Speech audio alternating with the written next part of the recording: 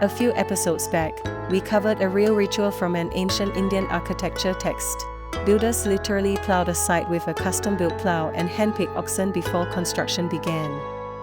Today I want to try something different, mapping that same 6-step ritual onto a completely modern process, raising seed capital for a startup, and see how far the parallel actually holds.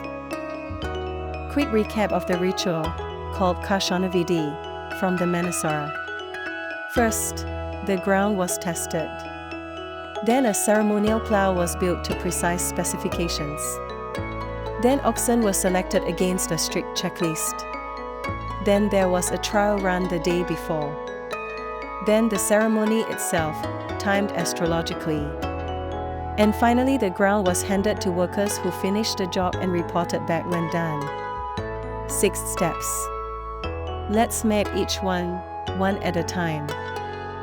Step 1 in the original ritual, dig a pit, refill it, and judge the ground by whether the soil overflows or falls short. In startup terms, this is market validation, talking to potential customers before you build anything, running smoke tests or landing pages, checking whether there's real demand that overflows the pit. Founders who skip this step are building on ground nobody actually tested. Step 2. The plough itself, built from specific woods, to exact measurements, a purpose-made tool for one specific job. The modern equivalent is the deal instrument, a safe note or a price round term sheet.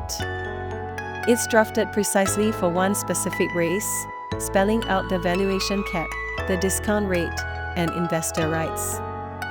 A good term sheet isn't boilerplate copied from another company's deal, it's built to fit this specific round, the same way the ceremonial plough wasn't a generic farm tool pulled off a shelf.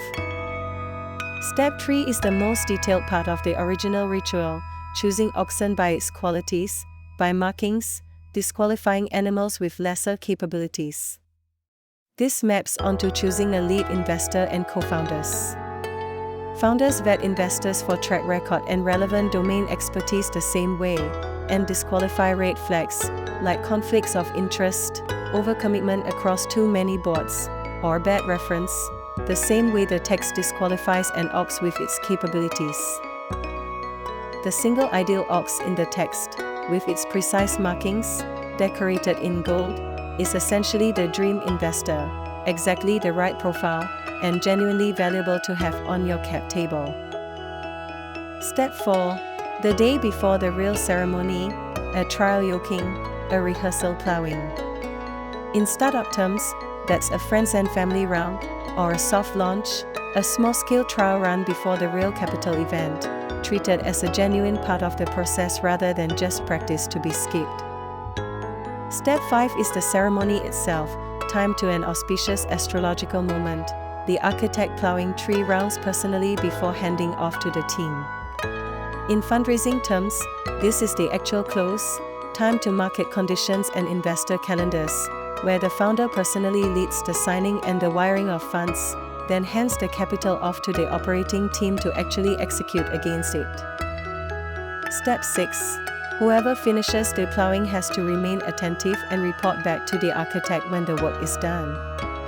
This maps almost exactly onto investor reporting, monthly or quarterly updates, milestone check-ins, board meetings, the ongoing accountability loop that continues long after the money has actually changed hands. What makes this mapping feel less like a stretch and more like a genuine structural echo is the order. Both processes run, validate the ground, build the precise instrument, choose your partners carefully, run a small trial, close formally, then report on execution. That's not a coincidence of wording, it's because both rituals are solving the same underlying problem. How do you commit real resources to unproven ground without leaving everything to chance? Quick disclaimer, this is an interpretive analogy for illustrative purposes, not investment, legal, or financial advice. Always work with qualified professionals for real fundraising decisions. If you enjoyed watching a Sanskrit construction ritual map cleanly onto a modern cap table, let me know in the comments, and subscribe for more of this series.